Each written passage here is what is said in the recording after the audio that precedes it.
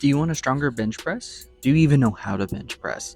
Do you know what you're doing wrong while you're bench pressing? Well, let me educate you on something here.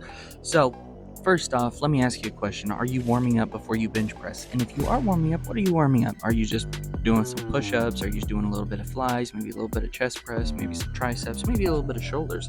Or are you doing the trending thing where everyone just works on external rotation? Well, what I'm about to do right now. Is this all you do? Do you also do it while it's abducted away from your side and then you externally rotate posteriorly? I don't know. What are you doing? Ask yourself that as you're warming up and we're going through this as I put you on something. So first off, I'm going to speak from experience, and what I've learned is I have to work on my external rotators because I need more stability in my shoulders because of an old injury that I have. So this kind of banded pressing movement that I'm doing really warms them up in the range of motion that they need to be pressing for shoulders and bench press.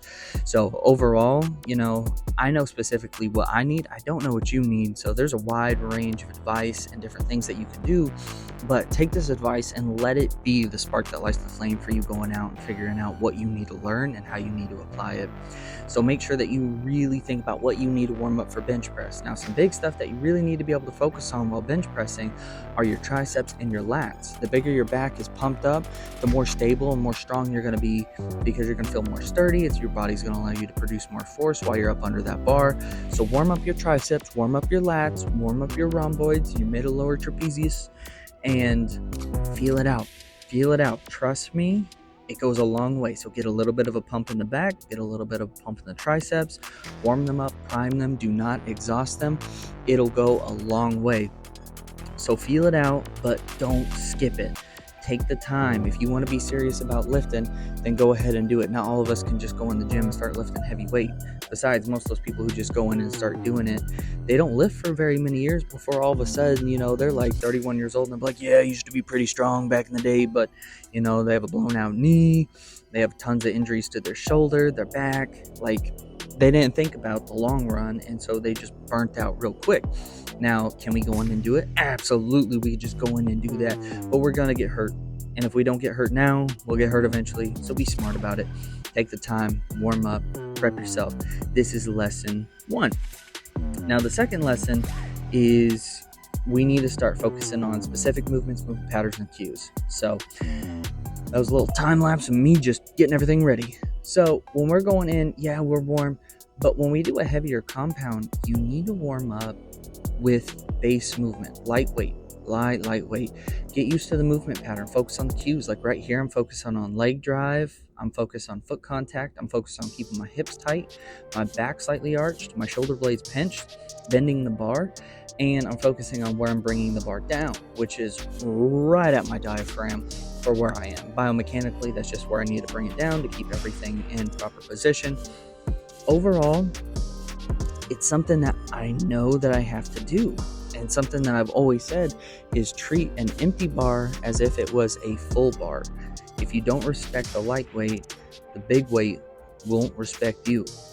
So, take some time, warm up the lighter weight, treat it as if it's the heavier weight, be respectful, and it'll be more respectful to you. And just a little pro tip here, always make sure that the bar is evenly loaded on both sides. This was a very scary moment for me, but it happens. So just make sure you're paying attention, take a couple extra checks, take a few extra moments, set up, prepare, get your mind in the right space. Which leads me into my third tip, is get in the right headspace, Let everything just kind of melt away. Life's crazy, things happen, stuff gets stressful. So let it melt away, let it push you heavier in the workout, but be smart about what you're doing. Go in with a plan, but let that whatever is going on just kind of melt away and feel whatever you're doing, but do it with a plan, do it with intent. Don't just go in there to be like, oh, I'm gonna mess it up today. Go in there and mess it up, but mess it up in the right way. Do everything right. So fourth one is kind of going back to something I said earlier, is make sure you're doing your cues. Make sure leg drive, hip, back, shoulders, bar path, everything else, make sure it's consistent. Make sure you're not breaking down on form. If something breaks down on form, stop doing it. Just give up on it. Move on. At that point, if you ain't going to do it right, you might as well not do it. Lower the weight. Don't let your ego get in the way. Focus on doing something right and let your body adapt the proper way without just pushing it just to say you pushed it. So outside of that, these are 4 tips that I promise you, if you follow them and you do them right, it'll immediately increase your bench press if you haven't been doing at least one of these, because one of those things will bring you along and get you in the right spot. So the next thing is when you're planning your overall routine, plan some extra volume for other parts of your body. I don't hit my upper back that much. I hit it twice a week. I don't really hit it on the day that I do pull or anything else like that, because at that point I'm too fatigued. So I wait till I do my pushing movements, then I get it in. Plus it helps with flushing nutrients and getting nutrient-rich blood back and forth, anterior, posterior, and it just feels good having just a total upper body pump. Plus, like anything, yin-yang, push-pull, you gotta balance it out one side to the other. Now, one thing I do want to address, which I'm sure anyone who knows anything will notice, is my lower back is so flexed right now. And it's been tight for a couple weeks, and it's something that I need to work on, because up until editing this video, I did not know how bad it was. So mobility is also key. Take that to note. Here I am flexing out just a little bit. Can see a little muscle definition of vascularity on those triceps. Definitely not enough of a pump for me to be proud of flexing, but just a little moment of enjoying the process. You know, have fun with it. Find other things to have fun. Which brings me into my next point. I've already lost count because I can't count. Is enjoy the process. Good days, bad days. You know, I've had my share. Either way, enjoy the process. Enjoy the ups. Enjoy the downs. It's a journey. You know, if you enjoy watching movies like Lord of the Rings, perfect example. A lot of that, it's just enjoy the journey, you know? Everything happens along the way. Your story's being written as you go. So fitness can be the same exact thing. So enjoy the ups, enjoy the downs, enjoy the good days, enjoy the bad days. You know, let those bad days fuel the next good day. Going with better intent, better plan, better prep, better diet, better hydration, better sleep. You know, find something to enjoy. Find the challenges, look at it like you need to complete them. You know, be the main character in an anime, and you gotta go through this montage throughout the season before you reach the final boss at the end. Let this be your montage. Let this be the development arc. You know, have fun with it. You know, you don't need to let everything be so definitive. And this is some advice that I can take myself. So now that I'm doing shoulders and it's almost done, this is an auxiliary exercise. This is just to help up my overall volume for pressing movements, just to help me get a little bit stronger. Now I'm walking down a staircase, and it wasn't very efficient.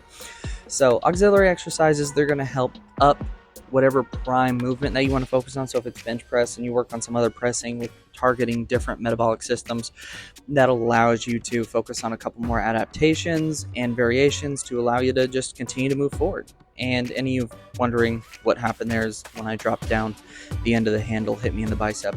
So really 3 auxiliary exercises is a little bit much, but honestly I use dips because they're really easy for me, except for right now because I'm so fatigued.